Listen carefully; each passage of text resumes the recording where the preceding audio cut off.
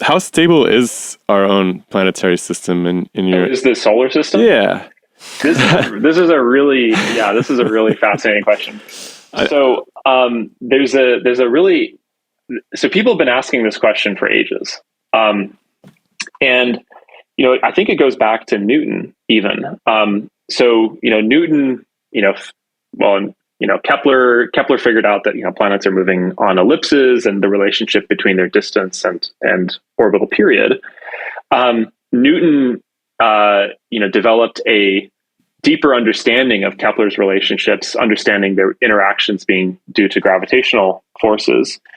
But I think Newton was sort of concerned about the interactions between planets. Like, could they possibly be, leading to instabilities, right? And this kind of bothered Newton because he had this idea that the universe was divine. God had a big role to play in the placement of planets, and so anything that was near sort of concerns of instability was a big problem. And then, a while later, people started measuring the distance of Jupiter and Saturn to the Earth, and kind of very carefully measuring their orbits. And this was sort of like around the 1700s, and you had people making these very precise measurements of orbits and realizing, hey, Jupiter and Saturn seem to be getting closer and closer together. oh no. And this also bothered people, right? Because if you run the clock forward and Jupiter and Saturn are getting, very close together, eventually they're going to hit. And that also seemed to be a problem because it offended their kind of like, religious sensibilities, right? Why would God make a system that, where the planets collided, right? And so it was a big relief to people when folks by the name of Laplace and Lagrange discovered that the observation that Jupiter and Saturn are moving closer together is really only temporary, and that the kind of on long time scales they kind of oscillate back and forth. They move closer together, then they move farther apart, and there's this really beautiful clockwork in that interaction, which we call Laplace-Lagrange oscillations. And so then people breathed a sigh of relief because it seemed as if, okay, things are moving closer together, but it's periodic and they'll never hit each other.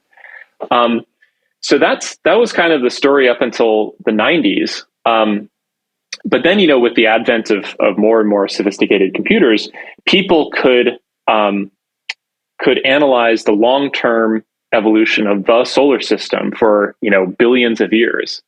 And what's remarkable is that the solar system is not, in fact, periodic. That periodic dependency that Laplace and Lagrange found, that's only sort of one limiting case. But if you look at all of the planets in the solar system, they are chaotic. And so it means, we can't predict the configuration of the solar system far into the future, because chaos means exponential sensitivity to initial conditions. And so even if we knew the present day positions of the planets perfectly, right, any sort of uncertainty about that would cause the predictions to diverge into the future. And so even with all of our sophisticated calculations today, we don't know what the solar system will look like in a billion years. It's impossible. And I think people are happy with that in a sense. Like, I think nobody wants a story where the Earth could just fly off its string at any moment or something like that. But the Earth could fly off. Yeah. How much forward velocity would you need to pull that off? Additional. Well, so this is sort of the answer to your original question, which is how stable is the solar system, right?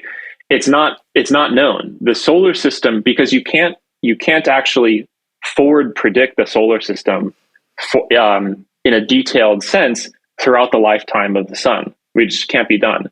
What you can do is you can simulate different versions of the solar system that are all very, within the margin of error of our current understanding, and say, okay, I've got 1,000, credible models of the solar system. Let me see how that advances with time. And when you do that, you find that some in some solar systems, in some future solar systems, Mercury gets sent into the sun because there's some dynamical instability that arises, and in other ones, nothing happens. So the solar system is kind of marginally stable on 10 billion year timescales. But well, that should work for us. That's yeah, it's good enough for government it works.